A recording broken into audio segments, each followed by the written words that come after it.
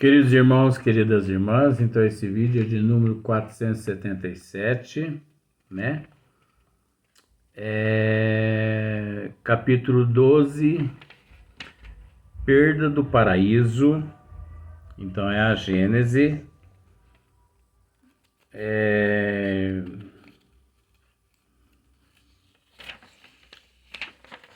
Então nós vamos dar sequência, né?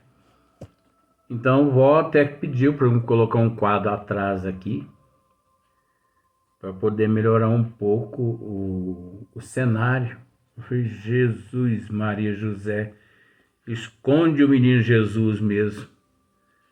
Ela falou, meu filho, se você tem esses quadros maravilhosos e tal, e começou a elogiar, sabe? Mas quando ela começa a elogiar, quando ela começa a me elogiar, eu posso colocar minha barba de molho que eu não tenho.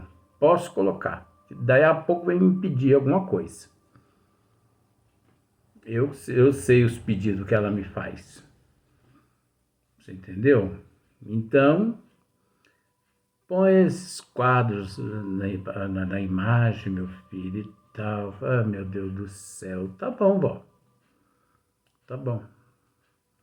Mas, como eu disse, né? Eu a conheço.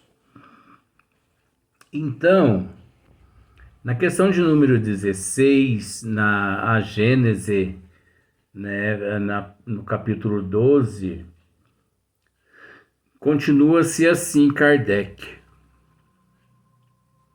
Outro tanto se dá com a Gênese, onde se tem que perceber grandes verdades morais debaixo das figuras materiais que, tomadas ao pé da letra, seriam tão absurdas como se em nossas fábulas tomássemos, em sentido literal, as cenas e os diálogos atribuídos aos animais, né? Adão personifica a humanidade, né? Olha só para você ver o que Kardec está dizendo. Adão personifica a humanidade. Sua falta individualiza a fraqueza do homem, em quem predominam os instintos materiais a que ele não sabe resistir. Então, Adão personifica a humanidade. Sua falta individualiza a fraqueza do homem, em quem predominam os instintos materiais, a que ele não sabe resistir. Então, a árvore, como árvore de vida, é um emblema da vida espiritual, como árvore da ciência. É o da consciência que o homem adquire do bem e do mal, pelo desenvolvimento da sua inteligência e do livre arbítrio, em virtude do qual ele escolhe entre um e outro. Por isso, vamos ver aqui um rodapé aqui de Kardec, depois eu vou dizer uma coisa. Está hoje perfeitamente reconhecido que a palavra hebreia, Adam, não é um nome próprio, mas significa o homem em geral, a humanidade, o que destrói toda a estrutura levantada sobre a personalidade de Adão. Então, por isso que Chico, no programa Pinga Fogo, 1971 e 1972, ele deixou bem claro a todos aqueles lá, né, que o entrevistavam, que seria bom que todo mundo se reunissem e estudassem, né, o Antigo Testamento, o Velho Testamento e o Novo Testamento. Porque existem muitos códigos atrás de muitos símbolos, como por exemplo, existem muitas parábolas atrás dessas fábulas, atrás dessas alegorias, que a falta de conhecimento nossa, principalmente a minha, nos levam, de certa forma, a ignorar essas fábulas, essas alegorias, essas mitologias. A falta de conhecimento. Mas a partir do momento que o ser, ele adquire conhecimento, ele percebe que por detrás de todas essas fábulas, por detrás de todas essas alegorias, dessas mitologias, a providência divina ali tentando se comunicar com o ser que ali se encontrava em processo de evolução. Da mesma forma como nós temos dito aqui de vez em quando,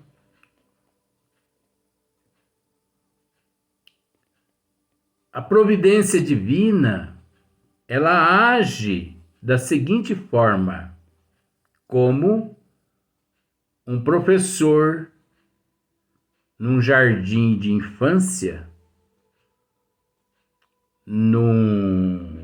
vamos dizer assim, numa escola onde as crianças, elas com uma idade de 1 ano e meio, 2 aninhos, as professoras, elas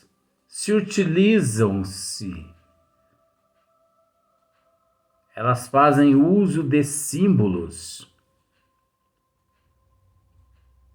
Por exemplo,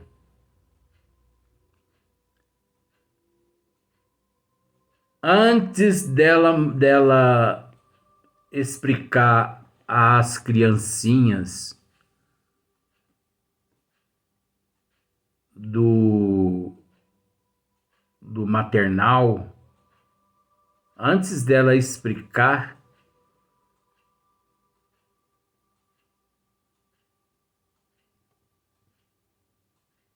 o que significa uma vaca,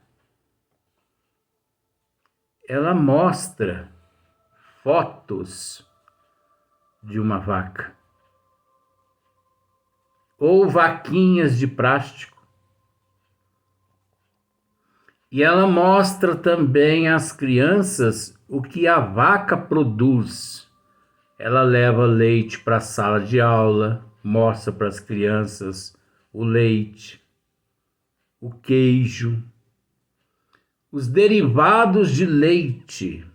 Ela mostra para as crianças ali na sala de aula.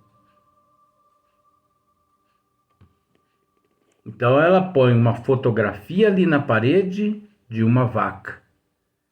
E ela leva todos os derivados do leite, que é ordenhado, né, daquela vaca. e mostra para as crianças durante uns 6 meses. E um dia ela fala para as crianças assim: hoje a nossa aula não vai ser aqui na sala de aula. Vai ser lá no campo, lá na roça. Nós vamos de carro com os papais e tudo mais. Vai ter crianças ali, algumas crianças vão chegar e dizer assim: tia,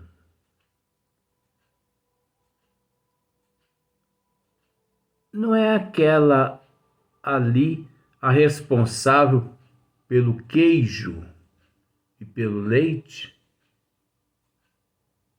A professora vai dizer sim. Tá vendo só como você aprendeu? Agora isso é psicologia. Naquele período dos 6 dias da criação, neste período, naquele período da perda do paraíso, era a professora tentando explicar aos alunos através dos derivados. E agora, depois desses milênios todos, agora nós estamos tendo a oportunidade, através da doutrina dos espíritos, de decifrar esses derivados, que muitas vezes ignoramos por falta de conhecimento de fábulas, de alegorias, de mitologia, onde nós não conseguimos, de certa forma, encontrar concordâncias. Porque se nós pararmos para analisar essas fábulas, elas não têm fundamento nenhum, mas tem. Porque é de ordem divina. Então, Adão personifica a humanidade. Sua falta individualiza a fraqueza do homem, em quem predomina os instintos materiais a que ele não sabe resistir.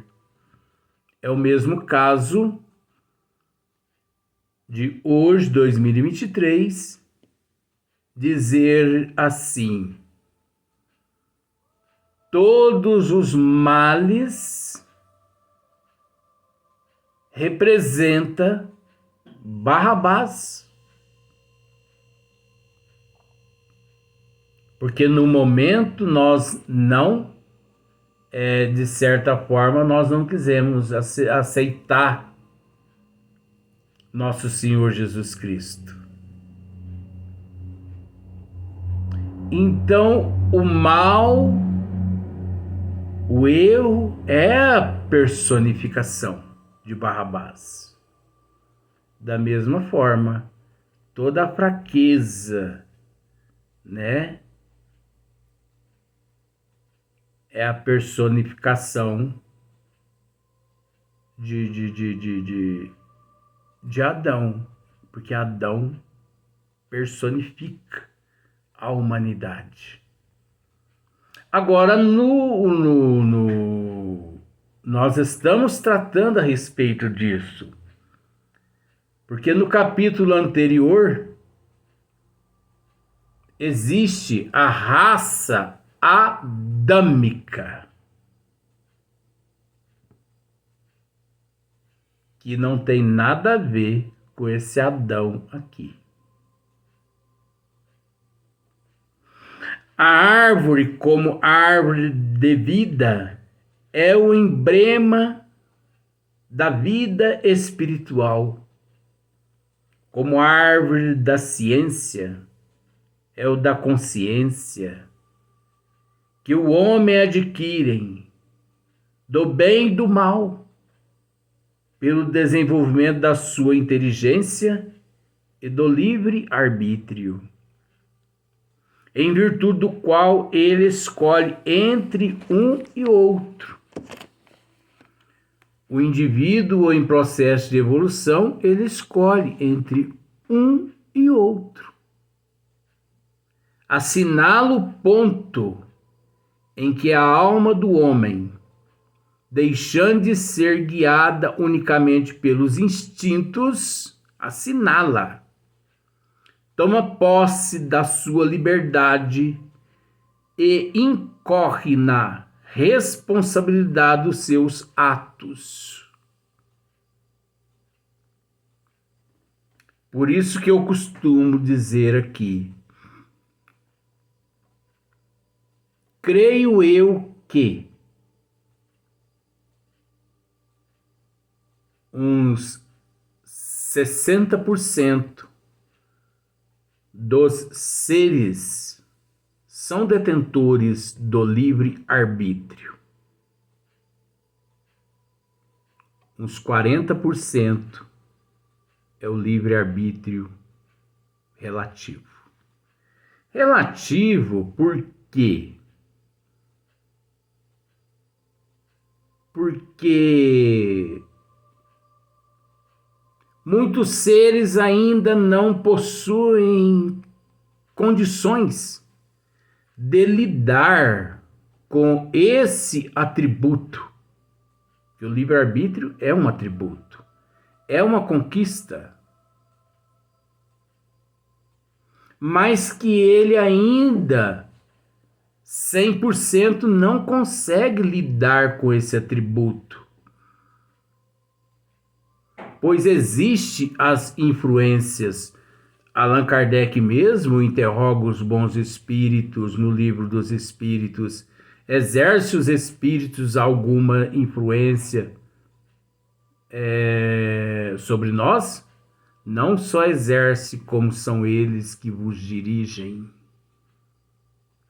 Então, a partir do momento que eu sou influenciado, a partir do momento que eu recebo inspirações, os atos, as minhas atitudes, 100% não são minhas totalmente. Existe ali naqueles 40% uma parcela dos espíritos menos esclarecidos, uma parcela dos espíritos bem esclarecido e uma parcela do próprio indivíduo, porque nós não podemos, em momento algum, culpar os espíritos exclusivamente por tudo que nos acontece. Tem pessoas que, por falta de conhecimento ou por ingratidão mesmo, vamos usar aquele termo assim, ele pula de paraquedas e o paraquedas não abre e ele cai e não morre. Só para você entender. Tem gente que diz assim, nossa, que sorte que teve essa pessoa. Sorte? Nunca existiu sorte aqui na Terra. Como também nunca existiu milagre. Como também nunca existiu o miraculoso. Nunca. Tudo assistência e amparo do plano maior, que no momento, devido à nossa ignorância, nós não temos capacidade de avaliar que aquele carro, quando você atravessou a rua, ele não passou por cima de você Porque os benfeitores espirituais fez com que o motorista, num relance, jogasse o carro no barranco para não te acertar. Quantas pessoas, às vezes, vai passando embaixo de algumas construções, cai telha, cai as marquises. Ele acaba de passar, um segundo cai tudo. E ele olha para trás e fala assim, mas que sorte que eu tive, hein? Escreva isso na tua mente. Não existe sorte. Não existe azar. Não existe sorte, não existe azar, Luiz? Não. Vamos entender assim. O que você entende por sorte chama-se mérito teu. Mérito teu. Imperceptível, sutil, que só os teus mentores espirituais conhecimento têm da quantidade de mérito você possui. Por isso, eles te inspiram. Vai por aqui e não por ali. Vai por ali e não por aqui. Não passe ali agora. Ou passe por ali agora. Mérito. Agora, existe também o demérito. Que o demérito significa na tua vida que crê na sorte. O demérito significa o azar. O azar é o demérito. O demérito, na contabilidade divina, significa que você traz aquele sentimento de que você não possui mérito quase que nenhum e que você precisa passar por aquilo ali. E às vezes, passando por aquilo ali, quantas vezes nós já tivemos oportunidade de dizer que quantos benefícios se extrai de uma desgraça, perdão do termo, eu detesto esse termo, eu tenho que dizer isso. Quantos benefícios se extraem de uma desgraça? Quantas pessoas se reformam depois de uma enfermidade grave? Quantas famílias se unem depois de uma desgraça na família? Olha só para você ver como são as coisas. Com todo respeito, eu não me preocupo com isso. Não me preocupo com isso não. Ah, mas você está dizendo isso porque você está magoado, está chateado. Não! Isso é uma aula, isso é um estudo que eu vou deixar para contar no próximo vídeo.